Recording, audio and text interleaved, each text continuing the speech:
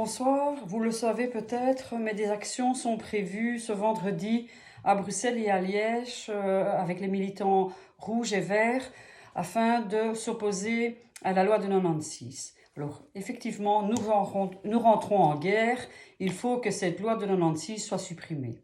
Alors vous allez me dire, c'est quoi cette loi de 96? En fait, on va l'appeler la loi sur le blocage des salaires. Cette loi donc, a été écrite en 96 et a été encore rectifiée et durcie en 2017. Alors c'est quoi cette fameuse loi de 96? En fait, elle instaure la norme salariale. Vous allez me dire, qu'est-ce que c'est la norme salariale? C'est en fait la marge maximale disponible pour les augmentations de salaire pour les travailleurs du secteur privé. Bien sûr, en supplément de l'indexation et de l'augmentation barémique. Alors, comment est-ce qu'on calcule cette marge maximale?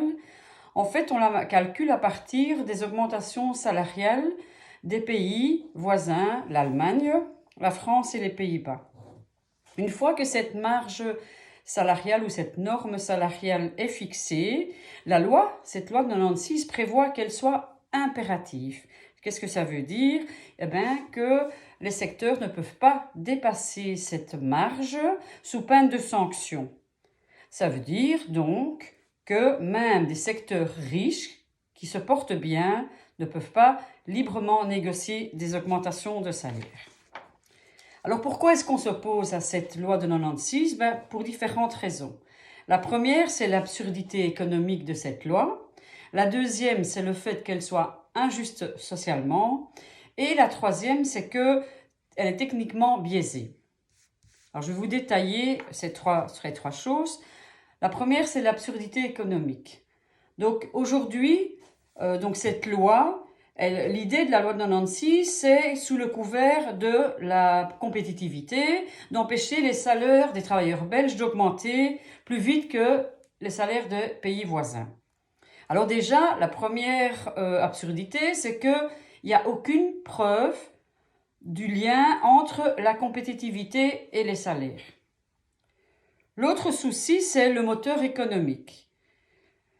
Limiter les augmentations salariales pour les secteurs qui dépendent de la consommation des ménages, c'est vraiment un non-sens.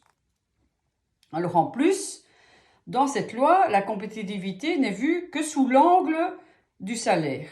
On doit absolument limiter les augmentations salariales, alors que les dividendes et les profits n'arrêtent pas de croître. Pour vous donner une idée de grandeur, dans la part de la richesse produite en Belgique, la part des salaires ne fait que diminuer. Donc en 96, au début de cette loi, la part du PIB dans le PIB, la part du salaire était de 69,5%.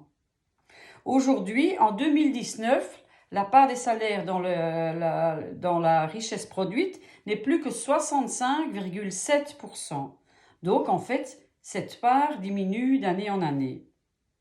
Ça veut dire que si on devait négocier des augmentations salariales, si on voulait récupérer tout ce qu'on avait déjà perdu, jusqu'en 2014, on aurait droit d'exiger 5,4%. Si on voulait récupérer tout ce qu'on a perdu depuis 96, on aurait droit à 10,4% d'augmentation salariale. En outre, la loi 96 empêche qu'on puisse négocier une réduction collective du temps de travail. Une réduction du collectif du temps de travail, ça permettrait la création d'emplois et parfois même le maintien de certains emplois. En cette période de crise, je pense que c'est vraiment important. Alors, je disais également que cette loi est socialement injuste. Déjà, augmenter les salaires, ça permettrait de lutter contre la pauvreté. Vous devez vous rendre compte que aujourd'hui, en Belgique, 240 000 travailleurs sont des travailleurs pauvres. Une libre augmentation des salaires, une augmentation plus importante permettrait de lutter contre cette pauvreté. Aujourd'hui, je vous le dis, 5% des travailleurs belges sont des travailleurs pauvres.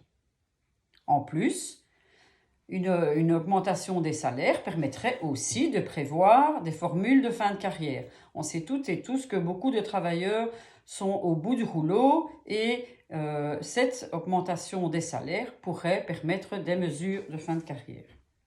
Alors c'est aussi socialement injuste parce que c'est inégal.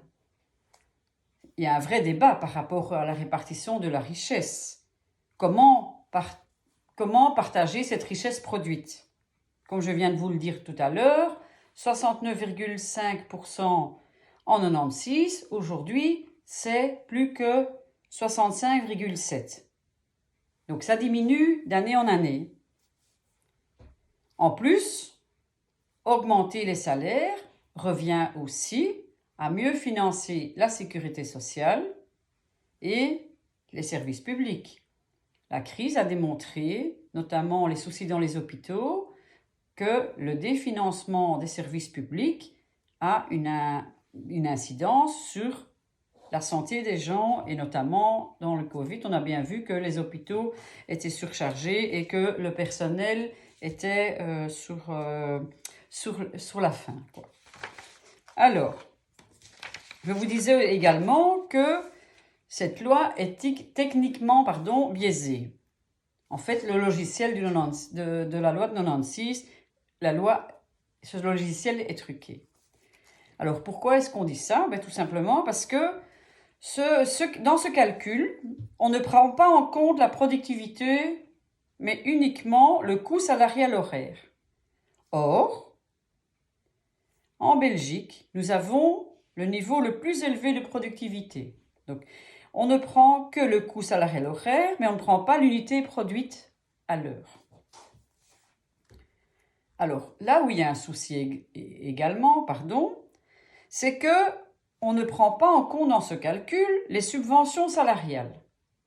Il faut savoir qu'en Belgique, en 2018, les entreprises belges ont bénéficié de 8 milliards, soit 4,6% de la masse salariale en subventions salariales.